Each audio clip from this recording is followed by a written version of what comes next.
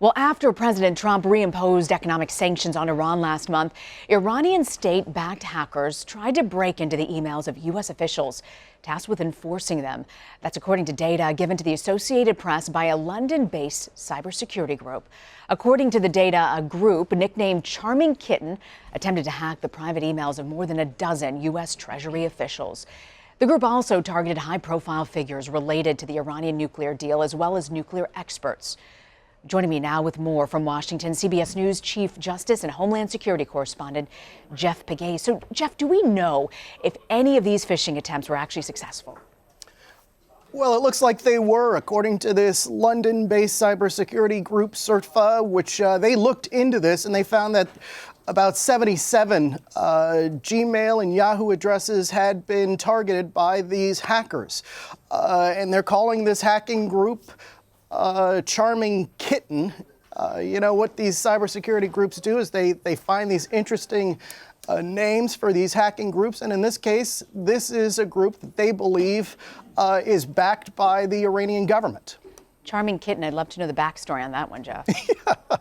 I wish I knew that too. But, you know, as I said, these cybersecurity groups come up with these names. Sometimes they're just names that they've pulled out of thin air. Other times there is some sort of meaning to it. Yes, absolutely. That's exactly what I was hinting at. But I'm curious, Jeff, how do we know that these hackers are actually tied to the Iranian government?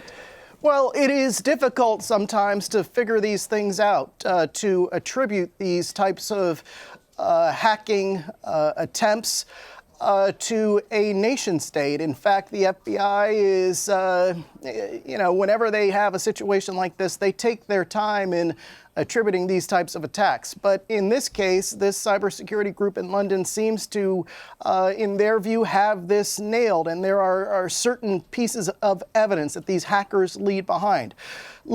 Sometimes they try to cover their tracks.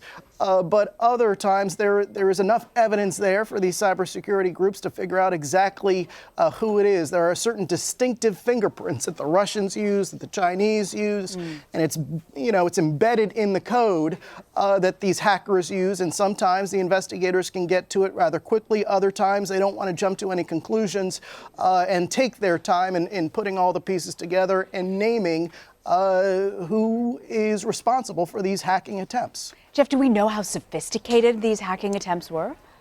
Well, what we're seeing with many of these instances of hacking attempts or cases where the hackers have been able to get in, typically it could be something as simple as clicking on a link. And that's what we're seeing in this case. Investigators think that they were just going after account passwords and somehow they were posing as maybe a legitimate company, and this is just an example, but posing as a legitimate company. Somebody gets an email, clicks on the link, and there you have it. The hackers are into your computer networks. And so that's what they call a phishing attempt, and that's what they think happened in this case. You know, Jeff, as you well know, retaliation in this type of realm is so complicated. Do we know, though, how the U.S. might choose to retaliate?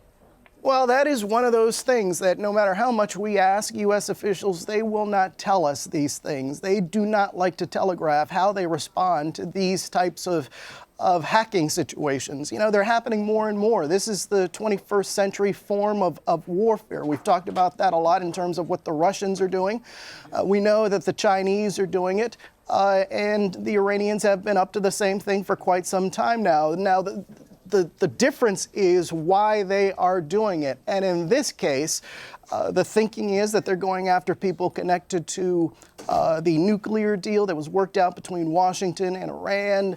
Also going after think tanks and others tied to sanctions, U.S. Treasury officials. So this is a form of espionage. Not only do these nation states use human intelligence to gather information, but they also use internet, cyber forms of intelligence gathering, espionage, and that's what we're seeing here. Jeff Pegues in Washington. Jeff, thanks so much for this update.